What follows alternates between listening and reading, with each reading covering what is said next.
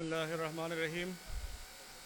জাতীয় নেতৃবৃন্দ, প্রিয় উপস্থিতি, ভাই বোনেরা, ২৪-এর গণ অভ্যুত্থানের সহযোদ্ধারা, আসসালামু আলাইকুম। আজাদির লড়াইয়ের যে ইতিহাস এবং পর্বে পর্বে এই জমিনের তরুণরা এবং আজাদি পিপাসু মানুষরা হাজার বছর ধরে যে লড়াইয়ের ইতিহাস গড়েছে, এই ইতিহাসের নজির কিন্তু শুধু এই উপমহাদেশ না, সারা দুনিয়ার মধ্যেই খুব বিরল ইতিহাস। তো সেইখানে ২৪-এর গণ অভ্যুত্থান যারা ঘটিয়েছে, এইটার জন্য তারা যেভাবে ক্রেডিটের দাবিদার, ঠিক একইভাবে হচ্ছে ২৪ পরবর্তী বাংলাদেশ গঠনে সেই যুবকরা তার লড়াইটা আসলে কিভাবে করবে। আজকে ২৫-এ এসে যখন সেই সহযুদ্ধরা পাড়ায় পাড়ায়, মহল্লায় মহল্লায়, জেলাতে জেলাতে সংগঠিত হচ্ছে, তাদের এই গল্পগুলোকে কিভাবে বাস্তবে রূপান্তরিত করবে, সেই স্বপ্নগুলোকে কিভাবে বাংলাদেশ দুই গড়বার জন্য কাজে লাগাবে। দায় ও দরদের যে নতুন রাজনীতির কথা আমরা বারবার বলছি, আমরা যখন বলেছি ৭১-এর লড়াইতে সাম্য, মানবিক মর্যাদা এবং সামাজিক সুবিচারের ভিত্তিতে নতুন বাংলাদেশ গড়বার যে লড়াই ছিল, যেই লড়াইয়ের মধ্য দিয়ে শহীদ প্রেসিডেন্ট জিয়াউর রহমান ঘোষণা করেছেন আই রিভোল্ট, এই বিদ্রোহটা হচ্ছে আমার আজাদির শত শত বছরের লড়াইয়ের গল্প। এবং সেই বাস্তবতাতেই হচ্ছে আজকে আমাদেরকে দেখতে হবে যে সেই রাষ্ট্র গঠনটা কিভাবে হবে। এই রাষ্ট্র গঠনের প্রক্রিয়াতে আজকে আমি প্রথম যে কথা, সেটা হচ্ছে রাষ্ট্র তৈরি হয় শত্রু সাপেক্ষে। রাষ্ট্র তৈরি হয় আমার বেড়াকে কিভাবে নিরাপদ রাখা যায় সেই সাপেক্ষে। রাষ্ট্র তৈরি হয় স্বাধীনতা, সার্বভৌমত্ব, জাতীয় স্বার্থ, মুক্তির লড়াই, আত্মমর্যাদা সাপেক্ষে। অতএব সেই জায়গাতে আজকের তরুণদেরকে, যুবকদেরকে বুঝতে হবে যে এই বাংলাদেশ রাষ্ট্রের অস্তিত্বের প্রশ্ন যখন আসছে, আমার স্বাধীনতার লড়াইয়ের, আমার আজাদির লড়াইয়ে শত শত বছর ধরে কারা কারা এখানে শত্রু আকারে হাজির হয়েছিল, কারা এই মাটিতে নবাবী আমলে সেই স্বাধীন সুলতানকে পরাজিত করবার জন্য ব্রিটিশ বেনিয়াদের সাথে হাত মিলিয়েছে, কারা এই সময়কার ঘসিটি বেগম, কারা এই সময়কার মির্জাফর, কারা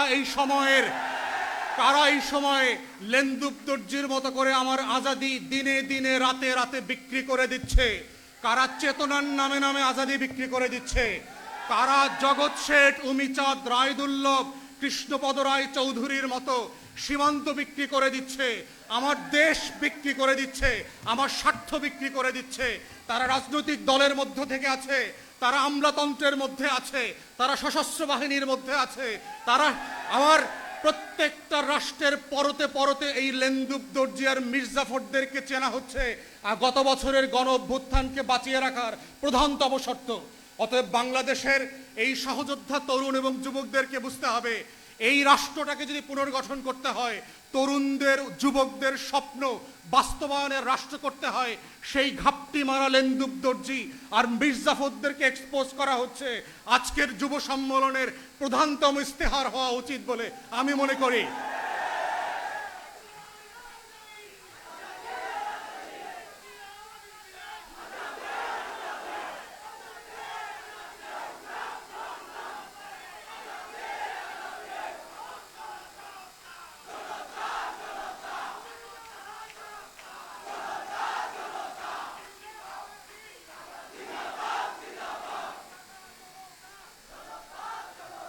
এবং এই শত্রু চিহ্নিত করবার জায়গাতে আমরা বারবার যেটা দেখতে পেয়েছি, গণ অভ্যুত্থানের পক্ষের শক্তিরা যারা কাঁধে কাঁধ মিলিয়ে, পাশে পাশ মিলিয়ে স্নাইপারের গুলের মুখে একসাথে শাহাদাত বরণ করেছে, সেই একই রক্তের রঙিন হওয়া মানুষগুলো আজকে ভিন্ন ভিন্ন বক্তব্য দিয়ে একজন আরেকজনকে শত্রুপক্ষ তৈরি করছে।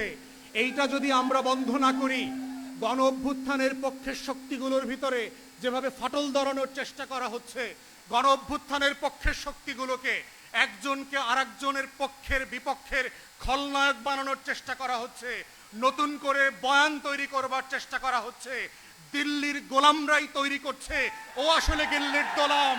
তাই আমাদেরকে সাবধান হতে হবে, বন্ধু বেশে কারা কারা আজকে দিল্লির গোলাম বানানোর জন্য, আমার আজাদির লড়াইকে, আমার গণ অভ্যুত্থানকে ব্যর্থ করে দেওয়ার জন্য দিনরাত চেষ্টা করছে সেই দিল্লির গোলামদেরকে এক্সপোজ করা।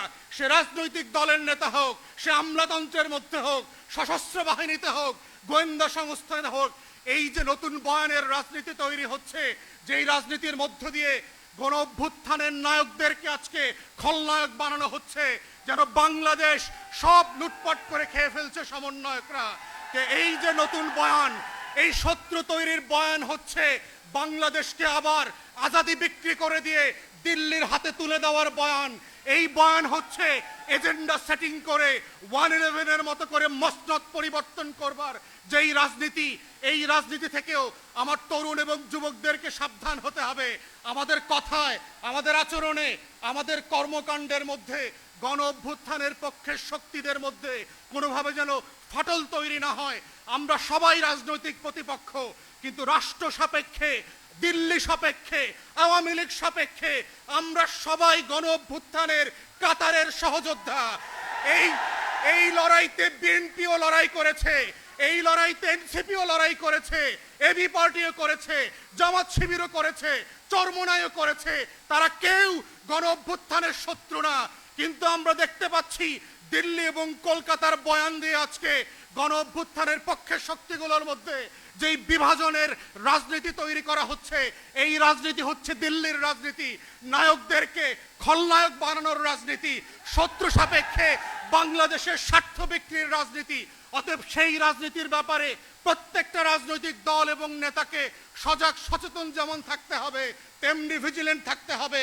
এই গণ অভ্যুত্থানের আপনারা যারা সম্মুখ সারির সহযোদ্ধা ছিলেন, পাশে পাশে বসে, প্রান্তে প্রান্তে বসে যারা লড়াই করেছেন, আবু সাইদ মুগ্ধের মতো যারা এখনো আবাবিলের মতো বুক চেতিয়ে বসে আছেন, লাল সবুজের পতাকার দিকে চুপটি মেরে যে তাকাবে শকুনের মতো, ওই শকুন চুপটি মেরে চোখ সহ তুলে দেওয়া হবে।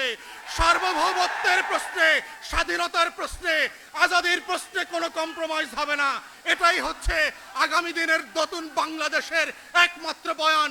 এবং সেই বয়ানের নেতৃত্বে এনসিপি থেকে শুরু করে জাতীয় যুব শক্তি নেতৃত্ব দেবে। আমরা সে একসাথে কাঁধে কাঁধ মিলিয়ে বাংলাদেশ দুই গড়বার রাজনীতি করব, রাষ্ট্র বিনির্মাণ করব, জাতি বিনির্মাণ করব, সে আশাবাদ ব্যক্ত করে আমার বক্তব্য এখানেই শেষ করছি। সবাইকে অসংখ্য ধন্যবাদ। আসসালামু আলাইকুম।